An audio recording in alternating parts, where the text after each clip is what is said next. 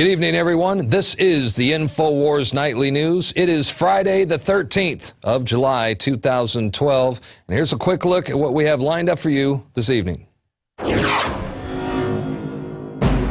Tonight, Darrin Mcbreen interviews Dr. Mary's monkey author, Edward T. Haslam, about the JFK assassination's link to emerging global epidemics.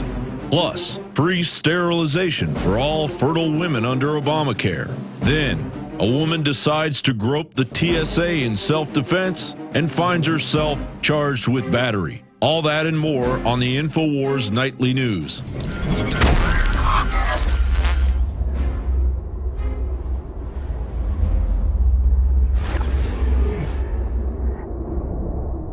All that and more coming up during the next hour. But first, we begin with a false flag alert for a pretext of war with Syria, as nameless U.S. officials have told the Wall Street Journal that the Syrian government is taking chemical weapons out of storage for possible use against anti-regime rebels or civilians, possibly in an ethnic cleansing campaign. It also states that they are most worried about Syria's stockpiles of sarin gas.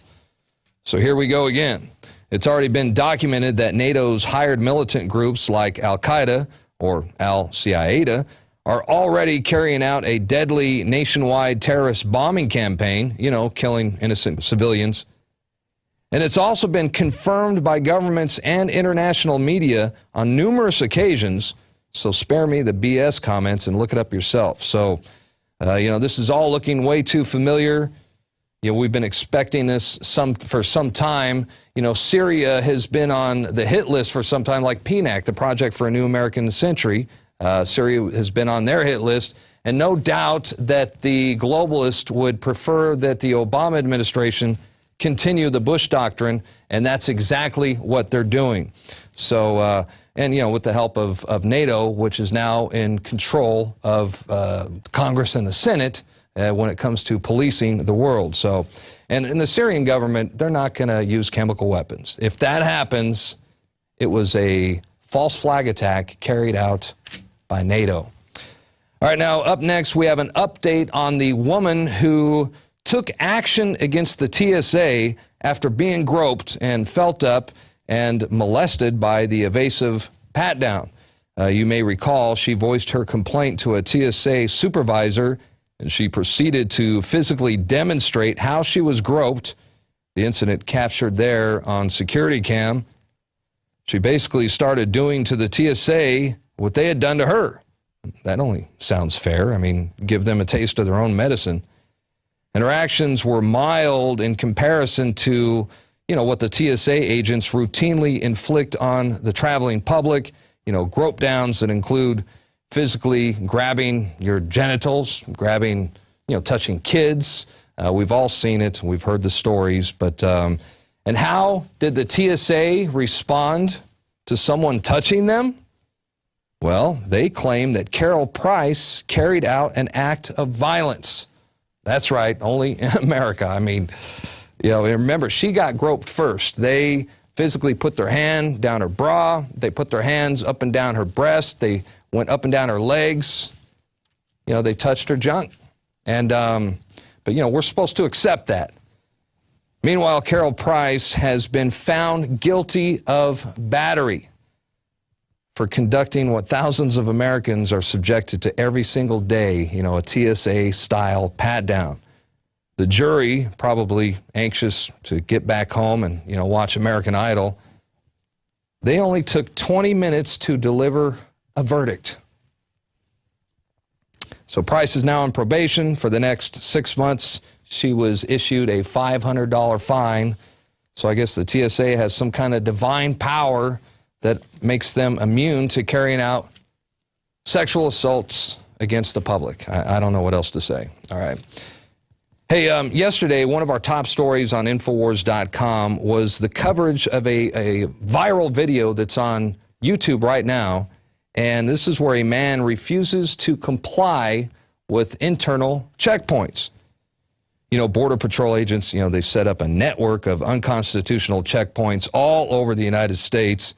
And in this video clip, informed citizen Steven Anderson gives a sterling example of how to stand up for your rights and teach the cops a thing or two at the same time. That's always fun. So score one for the Fourth Amendment. Let's take a look. What's up, man? How you doing today, sir? Good. You a U.S. citizen? That's my business. Well, it's our business to ask. Are you a U.S. citizen or not? You can ask, that's fine. And you have to answer me, or I have to detain you until you can either tell me that you're a U.S. Well, I don't have to answer you because I have rights as an American. Sir, go ahead and pull over there. We're behind that other vehicle if you do me a favor. No thanks. I'd like to just go on my way. You can go on your way as soon as you tell me if you're a U.S. citizen or not. Well, you know, I didn't know that I have to go around proving that I'm a citizen. Do I need to, like, show my papers like the Nazis, or... Immigration... I'm not... Am I immigrating somewhere, or... Negative, but we're supposed to check on... Is this Mexico, or... The United States. Huh? Just answer the question yes or no. Well, let me ask you this. You know, is this Nazi Germany now? I have to show my papers? Hold on a second.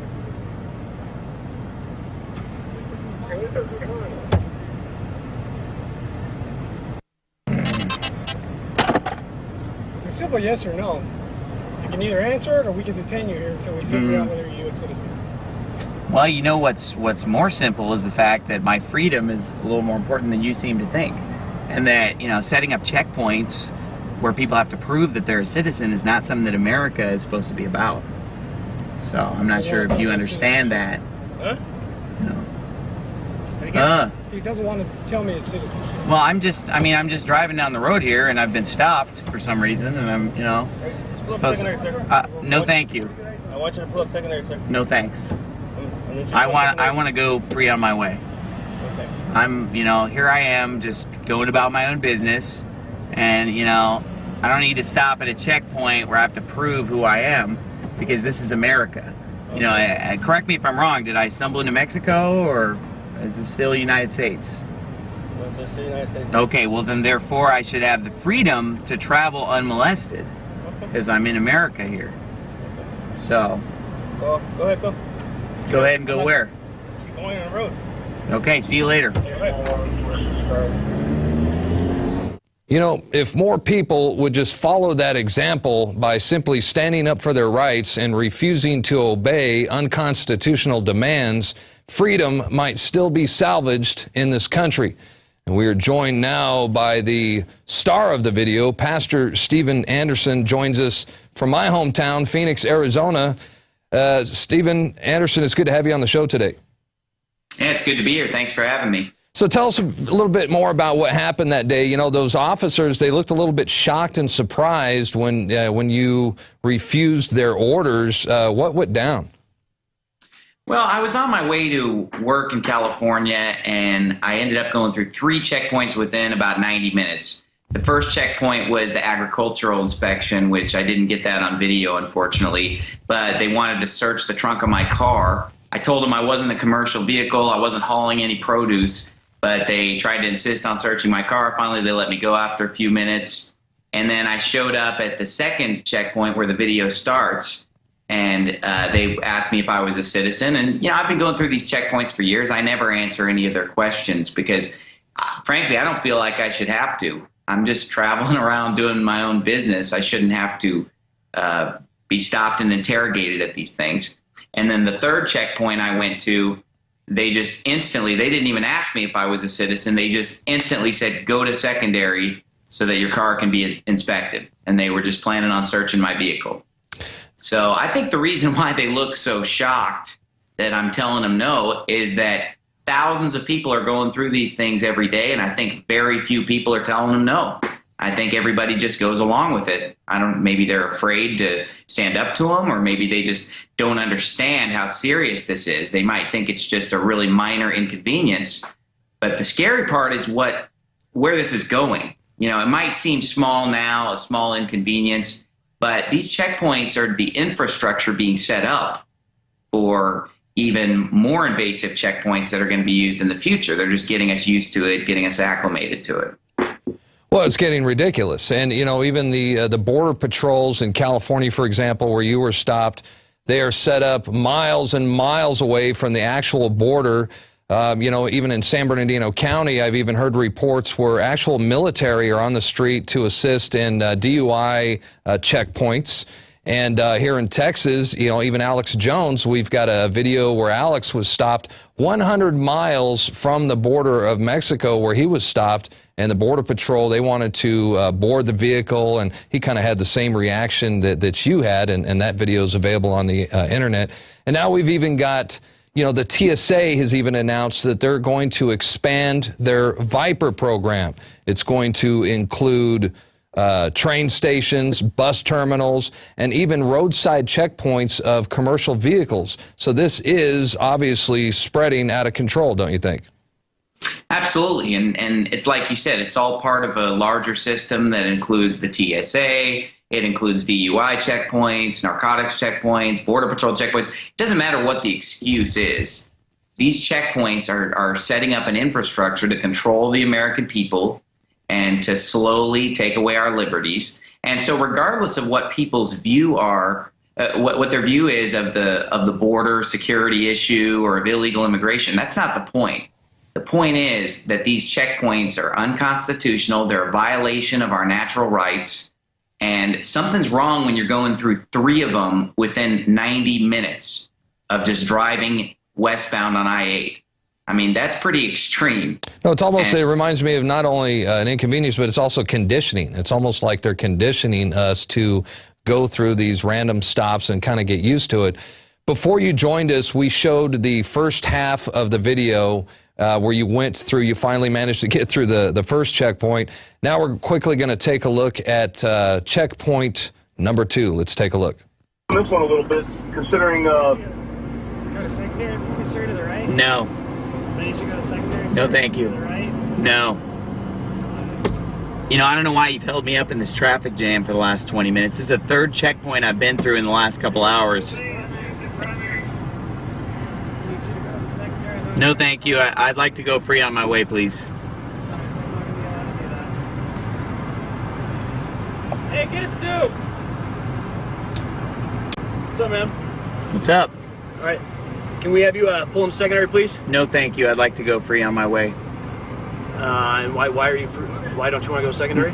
Maybe it's because I've just sat in traffic for the last 20 minutes and I'm already running late and I don't have time to stop at your Nazi checkpoint and show my papers today.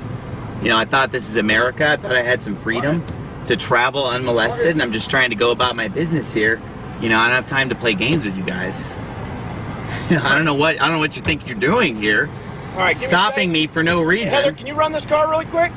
You know, you stopped me for no reason. I've waited in traffic for the last 20, 30 minutes that you guys created this traffic jam. I got places to go. I have to go make an honest living. All right, hold on. You know, and you guys want to screw around with me. All right, man. All right.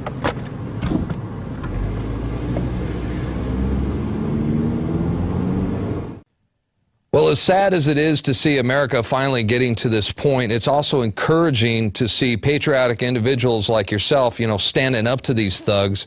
And I wanted to ask you about your camera setup. I noticed you had your camera set up there on the passenger side. What kind of camera did you use? How did you mount it? And the reason why I ask, I think it would be a good idea for more citizens to kind of do the same thing for their own protection as they, you know, go against these guys.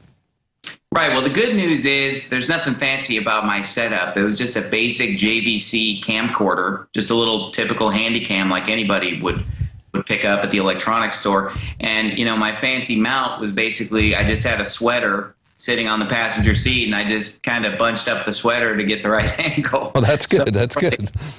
I don't really have a fancy camera mount or anything.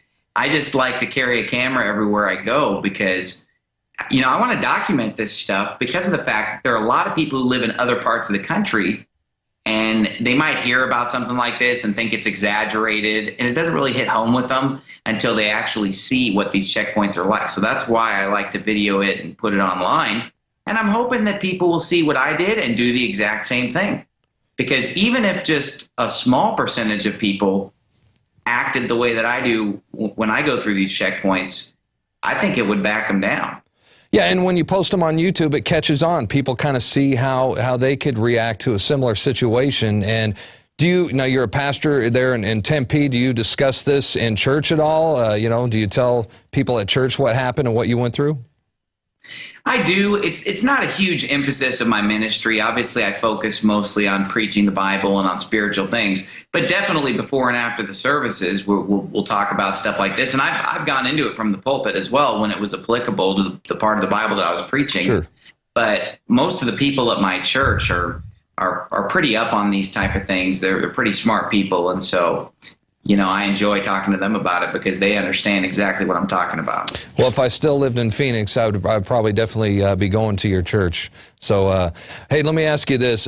Before we go, what is your message to police and military who might be watching this right now? How do you explain to them that what they're doing is wrong, and how do we get them to join the good side? Well, I guess they just need to read a history book would probably be where they need to start, because that's really when I started waking up to these things back in around 2008 with the Ron Paul campaign and just a lot of things that kind of got my attention. I started doing a lot of reading of history, and I think that the problem is people just don't know history, so they don't realize that these checkpoints are just the beginning. And they're very naive to think that it's just going to stop with what's going on with the TSA at the airport, these checkpoints. They don't realize that this is just the beginning of a program of total enslavement and a totalitarian government. And then I also have a message for Christians who basically look at something like this and say that we shouldn't be fighting this battle. I don't see how you can be a Bible-believing Christian and not understand that the Bible clearly says that there's going to be a one-world government, that there's going to be a mark of the beast in people's right hand and in their forehead. And these checkpoints are just a setting up of that police state that's going to make that possible to control people and make sure that they, bow down and worship the Antichrist and what have you. Well said, and thank you for joining us. Keep that camera rolling, because I'm sure there will be other incidences. This isn't your first incident. I know you've you've actually got tased. Tell us about the time you got tased, because weren't you on the Alex Jones show before because of another incident? Right, that was back in 2009, and I've gone through there hundreds of times without complying. I haven't got them all on video. Some of them just weren't that interesting, so I didn't upload them. But the time in 2009, they would not take no for an answer. And after about an hour and a half of a standoff, they ended up busting out my windows, tasering me for 22 seconds, and shoving my face in broken glass. I ended up in the hospital having to get stitches in my head and spent the night in jail. But later, a jury found me not guilty on all charges. And now we're taking them to court in a federal lawsuit. So hopefully we'll have an update on that by the end of the year. That's a pretty slow process, but I'm looking forward to that. Sure. Well, keep us updated on that as well. And obviously you're not too intimidated because you're still standing up to these guys. Thanks for joining us. Keep that camera rolling. The next incident, we'll be looking out for it. Sounds good. Thanks. All right, bud. Thank you. All right, we're going to continue with some Obamacare news. Hey, did you know that sterilization will not cost women a penny under Obamacare? That's right. A new regulation that goes into effect on August 1st requires that health plans cover sterilization for all women with reproductive capacity. How much you want to make a bet that includes teenage girls? Well, guess what? It does include teenage girls. It's true. Maybe Texas Governor Rick Perry will make it mandatory. I don't know. So, just like that stunt he pulled with the dangerous Gardasil shot, who knows? But, of course, the sterilization mandate will make health insurance more expensive for all of us. But the social engineers in Washington, D.C. love it because they love death. And they want you to think that they are saving the planet by reducing human population. So, welcome to Agenda 21, making the world a more sustainable place in the 21st century. Now, up next, I've been looking forward to this one because we have a new video from Luke Rudkowski from We Are Change as he confronts Newt Gingrich again about his attendance at the Bohemian Grove. And this time, Luke brought proof of Newt's attendance. Let's check it out.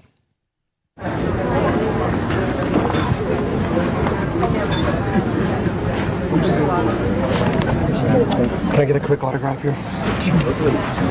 What's this picture of? Actually, don't remember. See you at the Bohemian Grove. Okay. You told me that I'm delusional. You know, it's nice to know that there's some people who have fantasy lives that have nothing to touch with. Nice to have you here. Bye-bye. So you were there. Can we talk to you about it, sir? No questions at all? Comment on Obama's move on immigration. Any questions, any answers on the Bohemian Grove? You never want to talk to me about it. I'm not going to stop asking the question. Who do you think that might be a good person to consider for VP? When are you going to open up on the Bohemian Grove? Bye-bye. You might as well just answer the question. It's going to be a lot easier. People are just going to, it's going to be on YouTube. People are just going to speculate that there's something wrong unless you tell us there's nothing wrong. Come on. Come on. There's a Stepford wife. Trying to be transparent and open. That's all I'm trying to do, and you're kind of making yourself look kind of guilty. Is that there's an elephant in the room behind him? What the heck?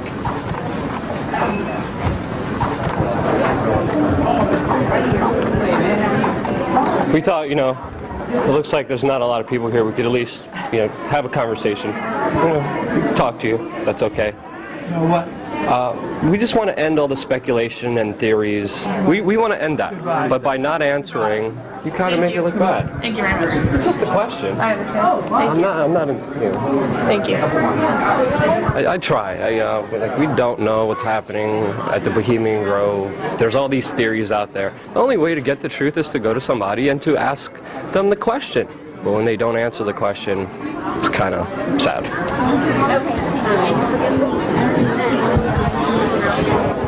And I just noticed my favorite graphic right there, Marcos. Thank you very much. That is one of my all-time favorites. You know, I was watching that, and I was wondering if Newt ever told his Stepford wife, you know, tales, adventures of the Bohemian Grove. I wonder if she found out or if she knows about, you know, because she obviously can't go. It's males only because they like to walk around naked in the woods together and then dress up in black robes and worship the Moloch god. So how creepy is that? Once again, proving that truth is definitely stranger than fiction.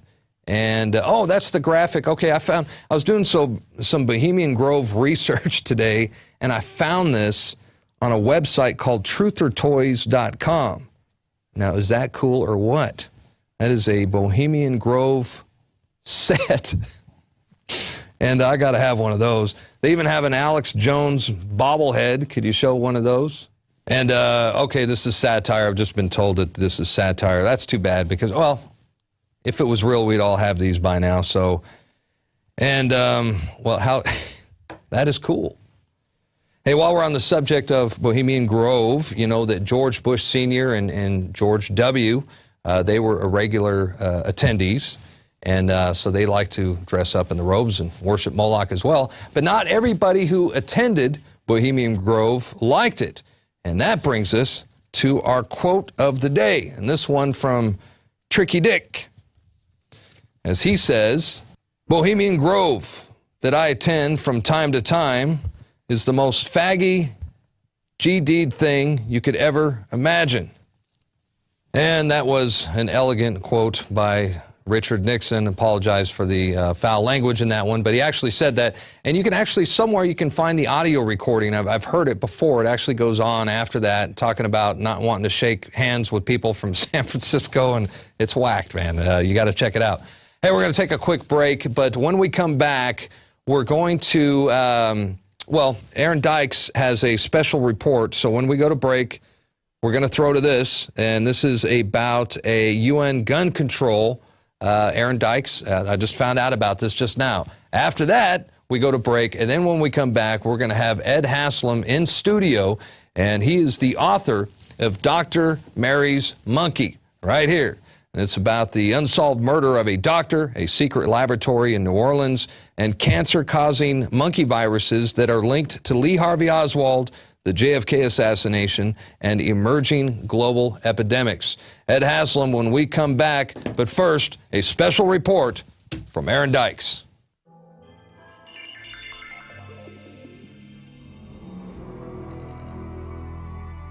The world is overarmed and peace is underfunded. I have dedicated my life to persuading other young people to give up their arms. Aaron Dykes here with a special warning. The gun grabbers of this country and at the United Nations are moving right now to try to do an end run around our Second Amendment. Through the United Nations Arms Trade Treaty, they're attempting to set up international regulations for the trade of small arms and conventional weapons. It is ambitious but achievable, so says Secretary General Ban Ki-moon. I sincerely hope that the member states will agree to a legally binding treaty regulating this arms trade. This is a sneak attack on the Second Amendment, just as Obama told the Brady administration he would unleash. This is an attempt to use international regulations to put more bureaucratic red tape and other controls over the United States. Larry Bell warns in his Forbes column that it could enact tougher licensing requirements, create bureaucratic red tape for firearms ownership, could lead to confiscation and the destruction of, quote, unauthorized civilian firearms, could lead to the return of the ban of the trade, sale, and ownership of semi-automatic weapons, and further could give power to the International Gun Registry, which has already been partially set up through the United Nations. Worst, it undermines our overall national sovereignty, ceding even more power to the United Nations, of which we've already given much away, too much. Now, if it is signed, it would have to be ratified by the U.S. Senate. 2/3 of the Senate, and that's a major obstacle, particularly considering that any legislation to control firearms is explicitly unconstitutional. After all, we Americans do have the right to keep and bear arms. It's important to note that a year ago, Senator Jerry Moran of Kansas and 57 other senators signed a letter sent it to Obama telling him not to pursue any United Nations treaty that would affect our civilian ownership of firearms. And earlier this year, more than 120 members of the House issued a similar letter to Obama warning him not to violate our essential Second Amendment rights.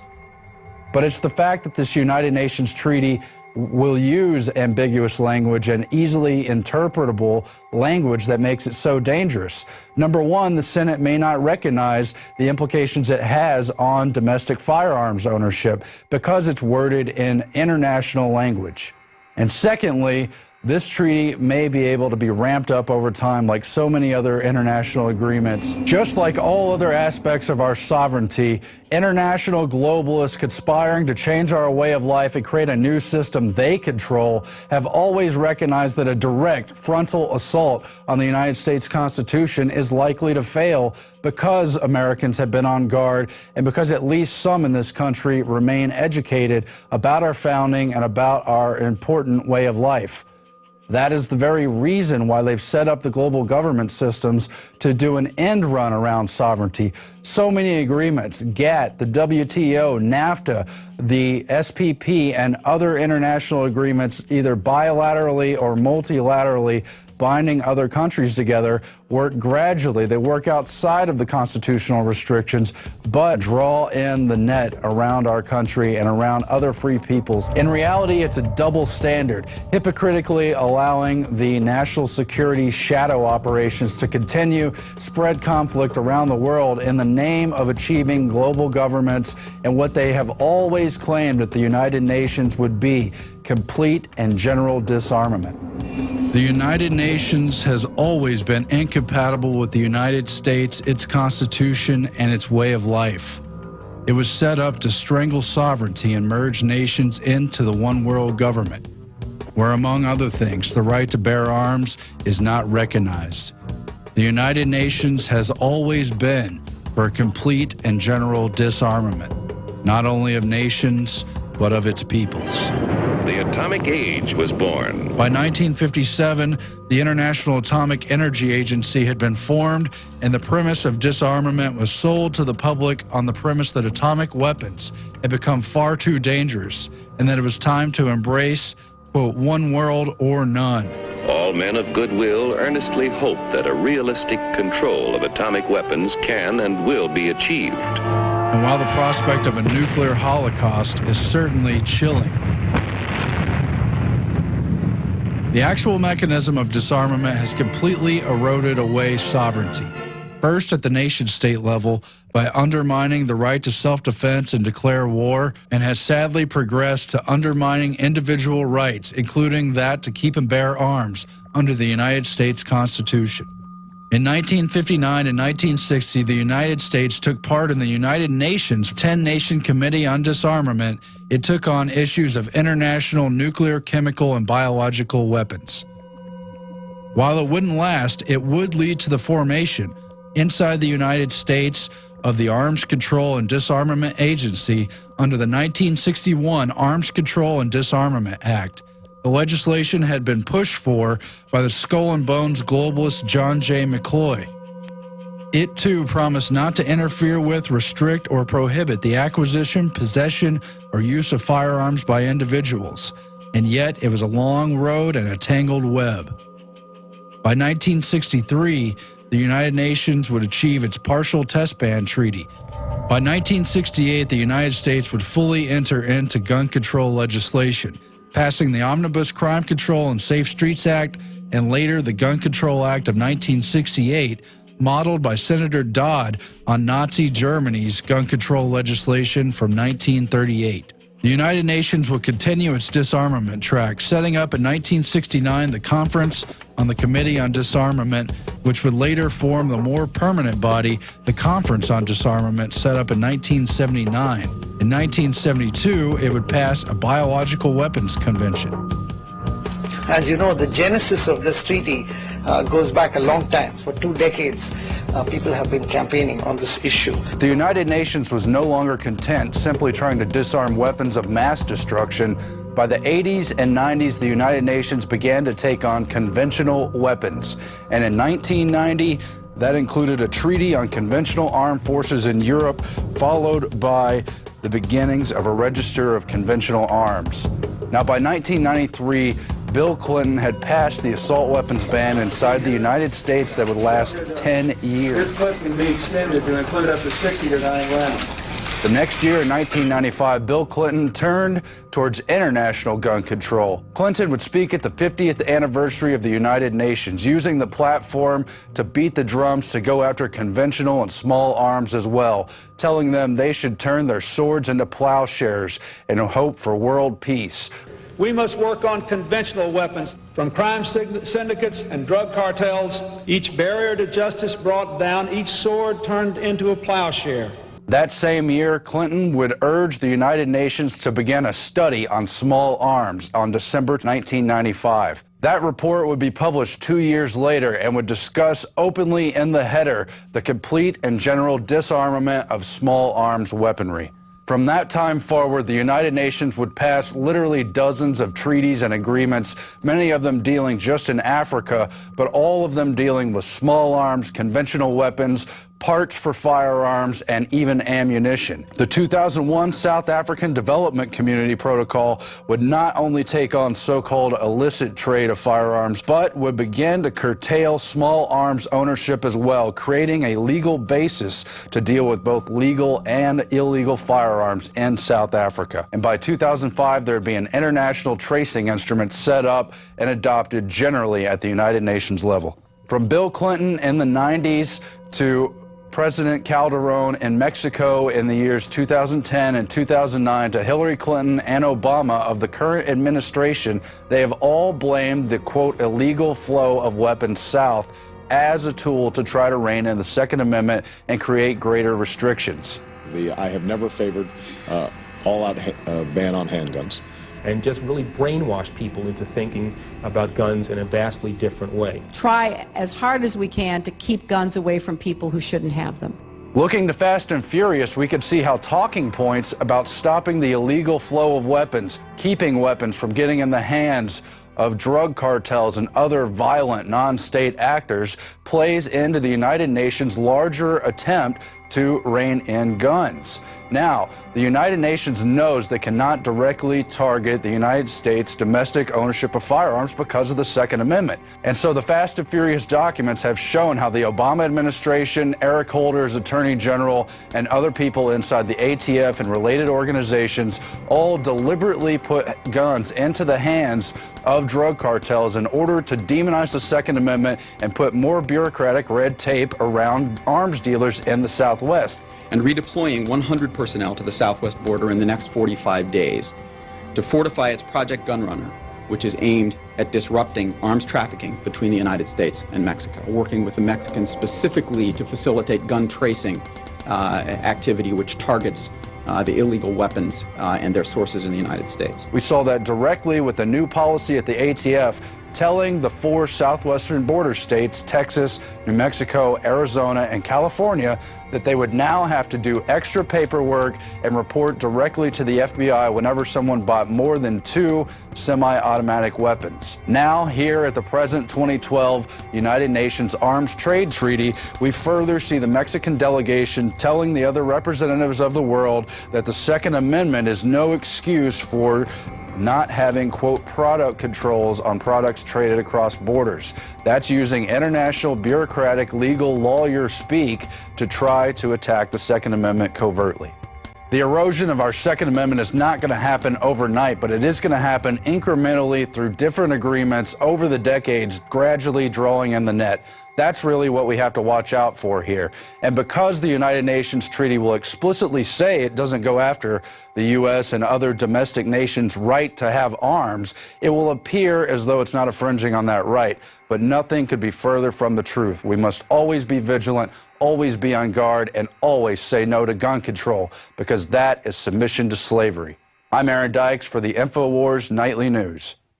And we are back. Thank you for joining us. This is the Infowars Nightly News. Once again, I'm your host, Darrin Mcbreen. And coming up next, we're going to take a look at an interview I had just a couple of months ago with Ed Haslam. He is the author of Dr. Mary's Monkey, How the Unsolved Murder of a Doctor, a Secret Laboratory in New Orleans, and Cancer-Causing Monkey Viruses are linked to Lee Harvey Oswald, the JFK Assassination, and emerging global epidemics. Now, this was an in-studio interview that we're about to premiere for the first time right here on our program, and it sheds light on a fascinating angle of the JFK assassination that links accused patsy Lee Harvey Oswald with covert cancer research conducted by the CIA in an attempt to basically weaponize the disease and kill Fidel Castro. At least that's their excuse for the dangerous and careless program that they conducted. Now, all of this takes place behind the scenes in New Orleans in the early 1960s.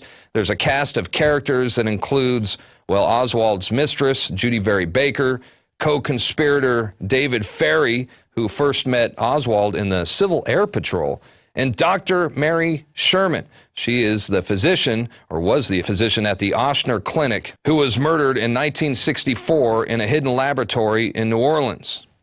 And I also want to mention an important reference video that coincides with the interview that you're about to see. Alex Jones originally interviewed Ed Haslam on the radio show, and much of what is not covered in this segment, well, it can be seen on the Alex Jones radio show interview. Just search for the title, Weaponized Cancer Viruses Exposed, and I guess you can call it part 1 of a 2-part interview with the author. Did inoculating millions of trusted school children with polio vaccines contaminated by monkey viruses trigger an epidemic of soft tissue cancers? Now, what you're about to learn is that what happened back in the early 1960s affects our world tremendously today. An interview with Ed Haslam on the Infowars Nightly News. Well, the first point is the book is ultimately a cold case investigation into the murder of Dr. Mary Sherman. Yeah. And that's what my initial focus was, and I really had no intention of going into the JFK thing. I, in fact, would have preferred to stay away from it, but that's where the story leads.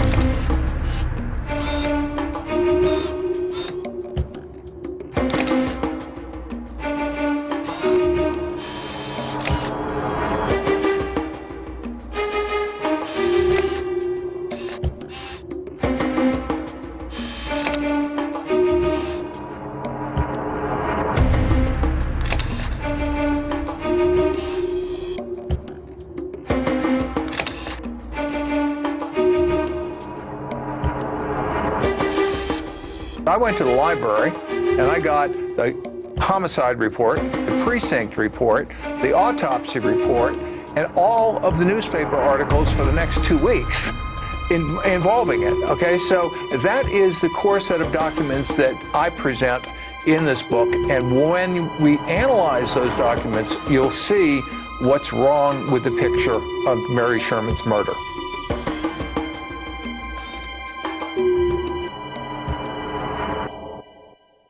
The Metropolitan Crime Commission is very interestingly connected to this because the guy that was Judy's boss in this Me and Lee book, he becomes the executive director of the Metropolitan Crime Commission. And the Metropolitan Crime Commission is a faux government. It's got an official sounding name, right? Like something out of Batman, you know? Mm-hmm. But it's actually a private organization that gives themselves some sort of stature in the community by worrying about crime. And turns out that Alton Ochsner, who is a major character in my book, he had been president of the American Cancer Society and sat on the board with CIA founder Wild Bill Donovan. And he is the guy that orchestrates the television and radio coverage of Lee Harvey Oswald in New Orleans. I mean, Ochsner's a big player, and he's the one that brings Judy into New Orleans for this bioweapons program. And he's on the board of the Metropolitan Crime Commission. What about his connections to David Ferrie? Do we have proof that Ochsner and Ferrie worked together? Well, we do have Judy's statement. Okay. Sure. Okay. Now she is brought to New Orleans at the invitation of Ochsner. When she gets there, Ochsner's out of town. Mm-hmm. They send in an ex-Marine to get a hold of her because she's there early, and they don't want a loose cannon around the deck. And this ex-Marine is Lee Oswald. Within 24 hours. Lee Oswald introduces her to David Ferrie. And when it comes time to, and Lee takes Judy over to Ferrie's apartment, and when it's time for Judy to meet with Ochsner when he's back in town, it is Lee that sets up the meeting. Sure. So Lee Oswald is in the middle of this whole thing as a coordinator and a logistical support person. I mean, for example, at one point, Judy needs some more fetal calf serum for her cancer experiments. Mm-hmm. Well, they don't want her going over to the medical supply place getting that. They send Lee over. And so Lee is running equipment and supplies and people around this string of laboratories that's set up in uptown New Orleans. Now, did he, it's my guess that Lee pretended to meet her on accident, but he was probably sent to meet her because the story is that she dropped a book outside of the post office, and he was kind enough to bend down and pick it up, and they engaged a conversation. They went on for a nice leisurely walk, in New Orleans. And he charmed her with his intelligent conversation and all that. Just by coincidence. Yeah. Well, I don't think there's any chance that it was accidental. Sure. I mean, because if it's accidental, you have to explain how he winds up introducing her to David Ferrie in 24 hours. Yeah. And then in another 24 hours, there's a party at David Ferrie's apartment at which Mary Sherman attends. Mm-hmm. And then he coordinates the whole thing with Ochsner, and it's Ochsner that's brought her in there in the first place. Yeah. I mean, if that's an accident, I got some swampland I want to talk to you about. Jim, why are these books, Dr. Mary's Monkey and Me and Lee, so important? Oh, well, that's an easy one, Alex. Number one, once you understand about the adulteration of the polio vaccine back in the 50s, then you'll begin to understand why there's been such an upsurge in the cancer rate. So this is a story that affects millions of people. I mean, this actually impacts the public. All right, not some celebrity news that who cares except the people involved. And the second thing is it also rips open the incredible tangled and darkly woven tapestry behind the Kennedy assassination and shows you the interconnections between CIA and FBI intelligence agencies, the military, secret laboratories, secret biochemical warfare testing, the war against Castro, and what role Lee Harvey Oswald played in all this. He was not just some lone schnook off the street. And if you'll read Ed's two books, Dr. Mary's Monkey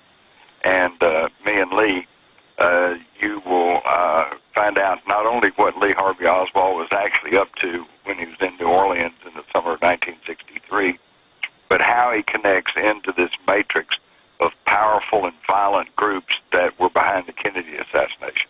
The first thing to realize is where New Orleans is. I mean, New Orleans is at the mouth of the Mississippi River, and trade is the major business. So trade with Latin America is the major component of that. And so in the 50s, there was a lot of trade with Cuba. Okay, so the moment the embargo happens, New Orleans loses 25% of its business. And then Castro and Che are talking about taking the revolution to South America.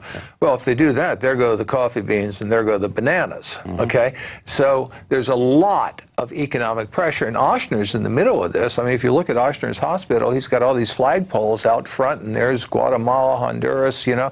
He's got the whole thing down to Argentina, okay? Because the business model, the premise of his entire hospital is he's going to supply medical services to the oligarchy of Latin America. Okay, well, if you overthrow the oligarchy, there goes his business. Okay, so all these people in New Orleans, from the coffee barons to the banana people to the medical people, all have a common economic interest, which Castro is threatening. Okay, that's sort of the first point. The second point is in 1962, October of 1962, we have the Cuban Missile Crisis. Now, actually, those missiles were in there earlier, but it wasn't a public issue until 62, all right? And in 62, we're sitting there in New Orleans looking at this big circle, and there's New Orleans, and here are the missiles, and it's 40 minutes away from us, okay? And so, you know, we're wondering, you know, if we're going to die before dinner, you know, I mean, basically, there. And New Orleans took this threat of Soviet missiles very personally. And because we were the ones that were visualizing our city in flames, okay? And so it was at that point in time that they took a project that they had previously been doing and turned it into a bioweapon project, okay? Now, this other project starts with the contamination of the polio vaccine in the 1950s. And what happens is, after they release 100 million doses of the polio vaccine, which has been grown on monkey kidney cells, they realize that one of the dozens of monkey viruses that they knew were in the vaccine actually causes cancer. So this is like the biggest mistake in history. I mean, they have mass inoculated the American population, particularly the children, with a cancer-causing virus. And therefore, the logical conclusion of that is we have an epidemic of cancer on the horizon. This is absolute fact. And the magnitude of it in suffering, if you've ever watched a family member, you know, wheezing and battling for breath in their deathbed, dying of cancer, and you know that depending on the cancers, they're up thousands of percentile. And the government tries to cook the numbers, keep it quiet, kind of like unemployment numbers. It's exponential. The United States leads the world in illness, in cancer. What we see is a massive eruption of soft tissue cancers happens right after the polio vaccine. But in the real-time experience of it from the players involved, they realized this in 1958. And they stamp it secret because they don't want to be held accountable for it. And then they get really busy trying to make a vaccine. And in the polio vaccine, they had 3 flavors of polio to work with. I'll call them heavy, medium, and light, okay? Right. In this SV40, which is the cancer-causing monkey viruses, they have 1 flavor, and it's heavy. Okay, and what they want to do is try to get this thing to mutate into a benign form that they can, or a less strong form that they can use as a vaccine, hopefully to prevent the epidemic of cancer. And this is like nobody wants to admit they're doing this research because they don't want to explain why they're doing the research. Okay, so this is set up as a medical Manhattan project. The world will never know the true facts of what occurred, my motives. The people that had so much to gain and had such a material motive for putting me in a position I'm in will never let the true facts some of their voice to the world. Now, these people are in very high positions, Jack? Yes. Okay, it's also been claimed that Jack Ruby died of cancer. You want to get into that a little bit? Well, that claim was made very early in 1967, shortly after Ruby died. And what we now know is several things that are really important about that. First of all, the biological weapon that Judy and Lee were working on took 28 days to work. Okay. And which is about the time it took him to develop cancer and die. That's right. It was 28 days from the day Jack Ruby was diagnosed with cancer to the day he died. Okay, so that's point one. We got a time match there. Secondly, Jack Ruby passed a note to his guard that said, they have injected me with cancer. Okay, so we had Jack Ruby saying it, all right? Thirdly, turns out that Jack Ruby is part of the money financing for this bioweapons lab, and he's bagmanning money from Dallas down to New Orleans for this project, and they explain the whole project to him. All right, so he's there in David Ferry's apartment with Judy and Lee, so he knows that they have a biological weapon capable of killing people in this manner. Then there's a very fine Chinese-American doctor who was taking care of Jack Ruby, and then one day they told him his services were no longer available. The last time he saw Jack Ruby, he was fine, okay? And then about 6 weeks later, Jack Ruby's dead, okay? Marduk is his name, M-A-R-D-U-C-K. They then bring in somebody from, quote, out of town who actually has no real credentials except as a psychiatrist, but he's got a lot of contacts with the CIA.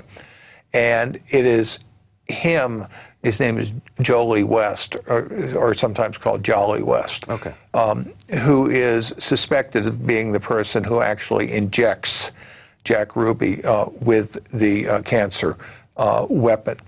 And what's really interesting to me, I was discussing this with Jim Marrs on the phone one night, and Jim said that when he was teaching his course on JFK, he had somebody come and take the course who actually operated a electron microscope and had examined the cancer cells from Jack Ruby. And there's sort of this type of cell and that type of cell, and they are never together. And he found, because they come from different organs in the body, and he found both of these cells in Jack Ruby's tumor, suggesting that it's all was mixed up in a cancer cocktail, just like they were doing. And part of that is the lung cancer cells were found in his liver or whatever it was, you know. And so there is, from a real scientific forensic point of view, there is evidence that says Ruby was probably killed with cancer. And of course, the timing of it was perfect because he couldn't talk. So that says the one of the uses of the biological weapon is to dispose of witnesses while they're awaiting trial in jail. Well, I noticed in the book, Me and Lee, that you referenced Oswald's time cards. Now, can you tell us about the significance of all that? Okay. Well, one of the things that is very conspicuous about the Warren Commission volumes is they included all kind of information that didn't have anything to do with the real issue, like the dental records of Jack Ruby's mother is the great example on that. That was fascinating reading, by the way. Just kidding. But one of the things they did not include was the time cards, Lee Harvey Oswald's time cards from the Riley Coffee Company. Now, this is a pretty conspicuous omission, and when the JFK Records Act came through and we got into the deeper files, we found that the FBI had collected those from the Riley Coffee Company and had turned them over to the Warren Commission. So someone in the Warren Commission said, we don't want these things in the Warren Commission volumes, even though we have them as evidence. And what's interesting about that is when you read the Warren Commission, they interview Oswald's supervisor. And he says, oh, he was this horrible employee. I could never find him. He was off campus when he's clocked in and all this stuff. I mean, you read that and you say, okay, you're his supervisor. Why were you approving his time cards? Sure. If you thought he was cheating the company, okay? Well, the point is, the supervisor was not approving his time cards. The person that was responsible for approving Lee Oswald's time cards was William Moynihan, who was Judy's boss. And when he wasn't around, Judy signed for him. So she actually signed Lee Harvey Oswald's time cards on occasion. Right, and her initials are on there, and we compare these initials on the time cards with other documents like her college ID and things that she wrote at the time, and you can see it's her initials. So that's why. So if that were to be allowed in the Warren Commission, the logical question any investigator would have asked is whose initials is that? Yeah. Okay, and that's what they didn't want to do. They didn't want to get into who is Judy Very Baker and why was she in New Orleans, because that leads you to the underground medical laboratory and the biological weapon. Wow. You know, when Ed Haslam began to investigate the cold case file on Dr. Mary Sherman, he never imagined that it would connect some of the most prominent people in New Orleans to Lee Harvey Oswald or the mafia or the dark forces deep within the United States government. But that's exactly where this investigation leads, and then some. After all, this book is not just about the murder of John F. Kennedy. The story ultimately leads to something that affects all of us, and that is the cancer epidemic. And just like historian and investigative journalist Jim Marrs noted in the video you just watched, this book will change your whole perspective on what really went down in Dallas and the murder of John Fitzgerald Kennedy. I guess you can say that Dr. Mary's monkey is the missing link in the JFK assassination. That's going to do it for tonight's program. We hope you enjoyed the show. The Infowars Nightly News will return next Monday through Friday, 7 o'clock p.m. Central Time. Until then, hope you all have a blessed weekend. We'll see you back right here on Monday. Good night.